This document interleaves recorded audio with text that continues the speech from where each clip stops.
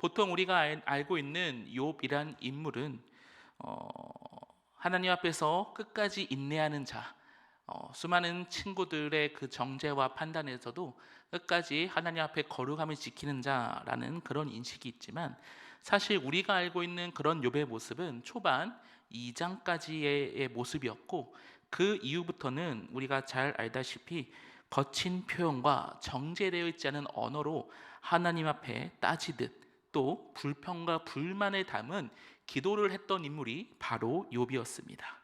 욥의 현실이 얼마나 가혹했는지는 우리 이곳에 모인 모든 성도님께서 잘 알고 계실 것입니다. 그는 모든 자녀를 잃었습니다. 세상을 떠나보냈고, 또 모든 재산 역시 잃고 말았습니다. 그의 아내는 악취가 난다고 그에게 핀잔을 줄 정도로, 그리고 그의 친구들은 그의 얼굴을 못 알아볼 정도로 그는 심각하고 처참한 피부병을 앓기도 하였습니다. 욥에게 일어난 그 모든 고난의 시간, 고난의 사건은 욥을 철저하게 사회적으로 그리고 관계적으로 고립시키는 그러한 일들이었습니다. 이러한 욥기의 내용에서 오늘 우리가 함께 읽은 42장 1절부터 6절까지의 말씀은 욥이 자신의 이런 처참하고 이런 처참한 마음의 심정을 담은 기도를 하나님께 올린 이후에 하나님께서 그에게 응답하시고, 그 이후 하나님의 응답을 받은 그 반응을 담고 있는 구절이 우리가 함께 읽은 42장의 1절부터 6절까지의 말씀입니다. 오늘 우리가 함께 이 42장 1절부터 6절까지의 말씀을 통해서 우리가 하나님 앞에 구할 바가 무엇인지, 이 고난과 고통과 이 시련 속에서 우리가 하나님 앞에 의지할 것이 무엇인지 한번 살펴보길 소망하는데, 그 전에 우리는 이 하나님께서 욥에게 어떤 응답을 하셨는지 짧게 살펴보아야 할 것입니다. 하나님께서 어떻게 대답하셨고 응답하셨는가, 그 내용은 욥기서 38장과 41장 총 3장에 이르는, 그리고 절수로만 따지면 95절에 이르는 그 내용으로 하나님이 욥에게 응답하시고 대답하신 그 내용이 나옵니다. 욥은 자신의 이 처절한 심정을 아무것도 거치지 않고 아무런 필터 없이 하나님 앞에 굉장히 쏘아붙이는 기도를 올렸고, 하나님이 그에게 하신 응답은 무려 3장에 기록되어 있다는 것입니다. 욥이, 그렇다면 우리는 왜 욥에게 이런 일이 일어났는지 한번 살펴봐야겠지만, 우리 모든 성도님들은 이미 잘 알고 계실 겁니다. 왜 욥이 이러한 시련을 겪었는지, 왜 욥에게 이런 어려운 일이 발생했는지 우리 모두는 잘 알고 있습니다. 그 이유와 배경이 무엇입니까? 하나님을 경외하고 또 악에서 떠난 자라고 평가를 받은 인물이 바로 욥입니다. 하나님께서는 사탄에게 이런 욥에 대해 말씀하시고 또 자랑하셨습니다. 그런데 사탄은 오히려 이렇게 말하죠. 욥이 아무런 까닭 없이 하나님을 경외하겠냐고 오히려 되묻습니다. 이에 하나님은 욥에게 주어진 모든 축복들을 거두어 드리는 시험을 2번이나 허락하십니다. 욥이 고난의 삶을 살아갔던 이유는 굉장히 단순합니다. 그것은 욥이 하나님을 경외하고 사랑했던 것이 조건부였다라는 사탄의 의견에 하나님이 직접 확인해 봐라 라고 사탄에게 말하시어 그에게 고난과 시련이 하나님의 허락하에 이루어졌다는 것을 우리는 알고 있습니다. 하지만 성도님들, 우리는 반드시 기억해야 되는 것이 있습니다. 하나님이 허락하신 이 시험, 하나님이 허용하신 이 고난과 시련은 욥을 파괴하기 위함이 아니었습니다. 그 구원의 자리에 있는 구원받은 하나님 나라의 백성으로 살아가는 욥을 그 구원의 길에서 이탈하게 만들기 위해서 욥을 시험한 것이 아닙니다. 하나님의 허락, 하나님의 허용은 하나님께서 증명하시기 위함입니다. 잿더미와 같은 현실에서도 하나님을 바라보는 그 성도, 하나님을 선택하는 그 성도, 하나님 앞에 무릎 꿇고 하나님을 어떻게든 붙잡으려는 그 성도에 대한 하나님의 신뢰의 표시, 하나님께서 증명하시겠다는 그 뜻이 하나님의 시험 안에 있었다는 것을 우리는 반드시 기억해야 할 것입니다. 그런데 중요한 것은 38장과 41장에 이르는 그 하나님의 응답, 하나님의 대답에 관한 그 내용 중에서 하나님은 왜 욥에게 이런 시험을 주셨는지, 하나님은 왜 이런 일이 욥에게 발생하게 했는지, 어째서 하나님이 이런 고난과 고통을 행해지도록 허락하셨는지에 대한 그런 대답은 하나도 나오지 않습니다.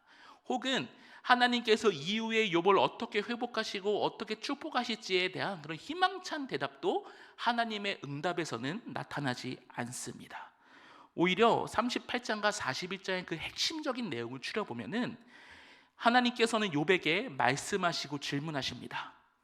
그 고난과 시련을 겪은 욥에게 얼마나 힘들었니? 얼마나 고생이었니라고 위로하시는 것이 아니라 이 세상을 창조하시고 이 세상을 다스리는 자가 누구인지 욥에게 물으십니다. 또 모든 만물을 운영하고 계시는, 심지어 모든 두려움과 모든 고난 역시 그것을 주관하는 존재가 누구인지 욥에게 묻고 있습니다. 하나님의 이 응답, 하나님의 대답 안에는 이 세상이 단순히 상과 벌로 이루어지는 세상이 아닌 것을 하나님께서는 말씀하고 계십니다. 하나님의 이 대답은 피조물인 우리 인간은 절대로 모두 이해할 수 없고 모두 받아들일 수 없고 모두 소화할 수 없는 하나님의 그 놀라운 지혜와 절대적인 하나님의 통치로 이루어지고 있다고 하나님께서는 말씀을 하고 계십니다. 하나님의 수많은 질문으로 이루어진 이 응답을 욥은 모든 것을 이해할 수 없었습니다. 이 모든 질문에 대답을 할 수 없었습니다. 이것은 한 인간의 이해를 넘어선 경배의 존재로서 스스로 계신 하나님을 나타내주고 있는 대답과 응답이었기 때문에 욥은 모든 것을 이해할 수 없었습니다. 욥은 그의 이전의 삶에서 그가 원했던 것은 단 한 가지입니다. 왜 나에게 이런 고난이 있는 것인지, 왜 내가 이런 고통 가운데 있어야 하는지, 왜 내가 자식을 잃어야 하는지, 왜 내가 나의 모든 재산을 빼앗겨야 하는지, 왜 내가 사람들이 피하고 사람들이 만나기 주기 싫어하는 그 지독한 피부병에 걸려야 하는지 욥은 그 이유를 계속해서 물었지만 하나님의 응답은 그것이 아니었습니다. 욥은 그의 울부짖음과 애통의 기도에서 이유를 찾길 원했습니다. 인과를 알 수 있는 해답을 원했습니다. 그런데 성도님들, 우리가 한번 생각해 보기를 소망합니다. 욥이 만약 그가 처한 이 고난과 이 시련, 이것을 시작하도록 허락하신 그 뜻이 하나님에게 있었다라는 것을 욥이 만약 알게 되었다면, 만약 욥이 그런 모든 것을 알았다고 할지라도 욥이 무엇을 할 수 있었겠습니까? 욥이 이 모든 것이 하나님께로부터 나왔구나라는 것을 알았을 때 욥은 과연 무엇을 할 수 있었겠냐 하는 질문을 제가 하고 있는 것입니다. 하나님은 욥에게 고난의 이유를 알게 되는 과정을 설명해 주시기보다 그 피조물인 인간이 이해할 수 없는 것들로 인해서 그 욥과 우리 인간들이 좌절하는 것을 원하지 않으셨습니다.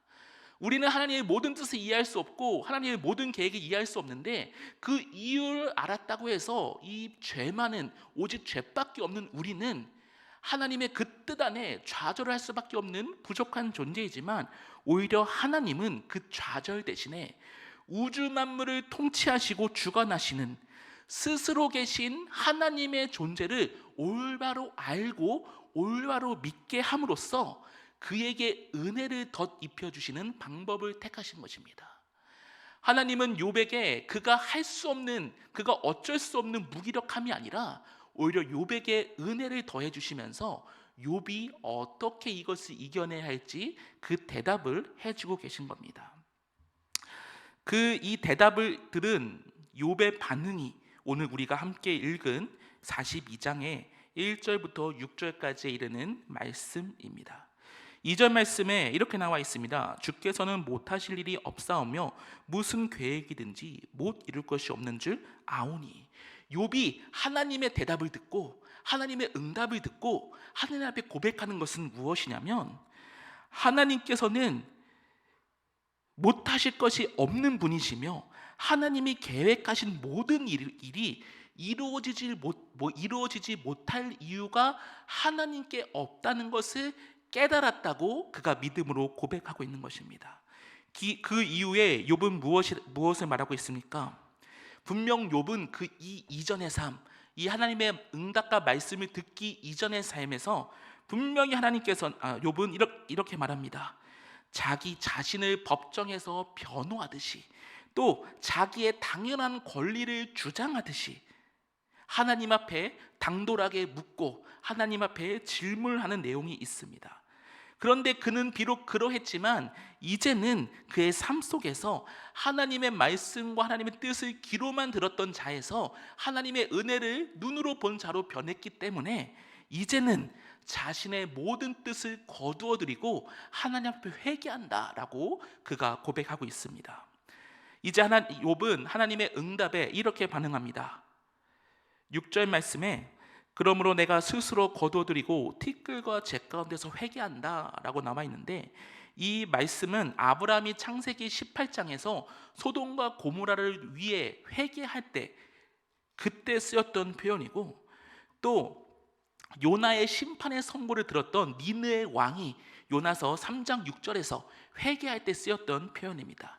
다니엘이 포로로 잡힌 자신의 이스라엘 백성들의 그 죄악을 대신 회개할 때 하나님 앞에서 동일하게 사용한 표현입니다. 즉 창조주 앞에서 절대적인 피조물로서 자신의 겸손한 모습을 주님께 올려드리며 회개하는 내용을 6절 말씀에서 욥이 고백하고 있는 것입니다. 성도님들, 사실 욥은 하나님에 대해 귀로 들었을 때, 즉 전인격적으로 하나님의 음성을 듣기 이전에도 종교적으로, 윤리적으로, 신앙적으로 부족함이 없는 그런 자였습니다. 그에게는 하나님에 대한 열심이 있었습니다. 충성된 종이었습니다. 그래서 하나님은 하나님이 보시기에 온전하고 정직하여 하나님을 경외하는 악에서 떠난 자라고 욥을 평가하기도 했습니다. 그러나 그 시절 욥은 왜 하나님이 나에게 이런 시련을 주시고 고난을 주시는지 따져 묻는 연약한 신앙을 가지고 있었습니다. 하지만 42장에서 1절부터 6절까지 나타난 욥, 즉 하나님의 음성과 하나님의 말씀을 들은 욥은 이제 자신이 귀로만 들었던 그런 신앙이 아니라 이제는 하나님의 말씀을 눈으로 직접 보고 체험하는 은혜의 자리에 나온 자라고 표현하고 있습니다. 이제 욥은 더 이상 고난의 이유를 캐묻는 자가 아닙니다. 고난의 이유에 집착하는 자가 아니라 캄캄한 그 고난 속에서도 자신을 찾아오신 하나님을 발견하고 하나님의 은혜 가운데 나가는 자가 되었다는 것입니다. 우리는 욥이 하나님의 음성을 듣고 반응하는 오늘 이 본문을 통해서 깊이 생각해 볼 것이 있습니다. 그것은 바로 내 삶에 고통과 고난이 있을 때 이 고통과 고난이 내 삶에 가져다주는 그 문제들이 있을 때 이 문제들을 해결하는 그 방편의 그 핵심이 무엇이냐는 것입니다. 우리 삶에 고난과 고난이 있을 때 이것을 해결해 나가는 그 핵심이 무엇이냐는 겁니다. 바로 그것은 관계의 회복이라고 욥기서는 우리에게 말해주고 있습니다. 하나님과 나와의 관계, 창조주와 피조물과의 올바른 그 질서가 재확립되었을 때 더 이상 우리 삶에 찾아온 문제와 고난들이 나를 얽매이고 나를 좌절하게 만드는 것이 아니라는 것입니다. 욥은 이미 그 고난을 처음 겪었을 때는 주시니도 여호와시고 거두시니도 여호와시니 여호와의 이름이 찬송을 받을지니이다 라는 고백을 했습니다. 하지만 그의 삶에 그 고난이 점점 정착하고 점점 만성형이 되어가자, 고착화되자 그는 하나님께 따져묻는 연약한 모습을 보였습니다. 그때 욥은 그의 삶 안에 내가 가득한 존재였기 때문에 욥은 하나님께 따져묻는 연약한 믿음을 보였습니다. 그런데 성도님들 반드시 기억하십시오. 욥이 따져물을 때 어디서 따져물었습니까? 바로 하나님 앞에서 따져물었습니다. 욥이 하나님의 얼굴을 뵙고 하나님한테 질문을이라도 해야겠다. 내가 죽을지언정 나에게 왜 이런 고난이 있냐고 한번 물어나 봐야겠다라는 그런 거친 언행들로 하나님 앞에 기도할 때 그는 하나님 앞에 머무르면서 기도했다는 것입니다. 우리의 주변을 보십시오. 우리의 주변을 보면은 연약함으로 인하여 죄의 문제로 인해서 나에게 찾아오는 여러 시련들로 인해서 얼마나 교회를 떠나고 얼마나 주님을 떠나는 성도들이 많이 있습니까? 그런데 욥은 그 시간 속에서도 여전히 하나님 앞에서 몸부림치던 자였다는 것입니다. 그런 끝까지 하나님 앞에서 몸부림을 치던 욥을 찾아와 주신 분이 바로 하나님이십니다. 하나님이 욥을 찾아오고 나셔서 욥에게 하신 것은 너가 얼마나 괴롭게 이렇게 몸부림치느냐고 위로하는 것이 아니라, 그래, 이제 너와 나와의 관계를 다시 한번 재정비하자 라는 말씀으로 창조주로서, 이 세상을 통치하는 분으로서, 이 세상을 다스리는 분으로서 욥에게 말씀하고 계시는 것을 우리는 기억해야 합니다. 욥기서 9장과 30장 말씀에 보면은 욥이 그 고난을 겪는 자신의 삶을 어떻게 표현하냐면 폭풍우와 같다고 표현합니다. 폭풍우에 있는 자신의 삶이 마치 이 고난에 있는 삶과 같다고 말하고 있습니다. 그런데 38장에서 하나님이 욥에게 처음 나타나서 말씀하실 때 어디에서 하나님이 나타나셨냐면 바로 그 폭풍우 가운데서 하나님이 말씀하고 계십니다. 사랑하는 성도님들, 욥과 마찬가지로 우리 인생도 폭풍우와 같은 시간이 있습니다. 그런데 그 폭풍우에 우리만 있는 것이 아니라 하나님이 함께 계심을 우리는 기억해야 될 줄 믿습니다. 그 하나님이 함께 계시는 폭풍우는 우리를 쓰러뜨리고 우리를 망가뜨리고 우리를 무너뜨리기 위해 우리에게 찾아오는 것이 아니라 그 가운데 하나님이 나에게 어떤 하나님인지 알려주시기 위해 존재하는 폭풍우라는 것을 기억해야 됩니다. 폭풍우 가운데 두려워 떨던 제자들을 기억해 보십시오. 그들 앞에 나가셔서 그 폭풍우를 잠잠하게 하신 분은 바로 예수님이었습니다. 폭풍우가 몰아치는 그 방주를 기억하십시오. 그 방주가 마치 넘어질 것 같은 위기가 그 안에 있을 수도 있습니다. 하지만 그 방주를 지키시고 그 폭풍우를 다스렸던 존재는 바로 하나님이십니다. 우리는 그 폭풍우에 같은 시간, 그 절망에 가득한 시간, 고난과 고통에 있는 시간에서 우리는 하나님의 음성에 귀를 기울여야 할 줄 믿습니다. 이미 예수님께서 그 폭풍우보다 더 심각하고 더 처참한 그 시간을 지나셨기 때문에 우리 역시 예수님과 함께 그 시간을 보낼 수 있는 존재임을 우리 모두는 기억해야 할 것입니다. 우리를 책임지신다는 그 은혜를, 주님이 오실 때까지 우리와 함께 하신다는 그 은혜를 약속하신 분이 바로 하나님이십니다. 하지만 여전히 우리는 우리 눈앞에 보이는 것 때문에 넘어지고 하나님의 따져 묻는 연약한 믿음이 우리 안에 있지 않습니까? 사랑하는 성도님들, 말씀을 마치고자 합니다. 우리가 진정 소망해야 될 것이 무엇입니까? 지금 내 눈앞에 있는 고난과 고통 때문에 지금 이 문제를 해결해 달라고 하나님 앞에서 마치 징징거리는 어린아이와 같은 기도를 하는 그런 연약한 모습이 우리가 소망해야 될 모습이겠습니까? 우리가 소망해야 될 것은 바로 관계의 회복을 위해 기도해야 하는 것임을 우리는 믿어야 할 것입니다. 그것은 우리가 평안하고 풍요로울 때만 하나님이 내 삶의 주인이다 라고 고백하는 것이 아닙니다.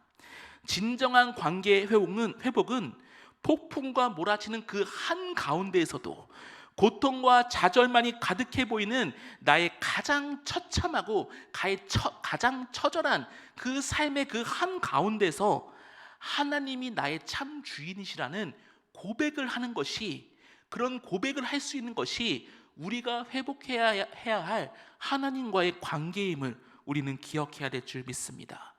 귀로만 듣던 하나님을 내 고난의 현장에서 내 눈으로 마주할 때, 귀로만 듣고 머리로만 이해했던 그 하나님을 나의 그 가장 숨기고 싶은, 가장 피하고 싶은 그 고통의 순간에서 마주할 수 있는 그런 은혜가 우리에게 있기를 간절히 소망합니다.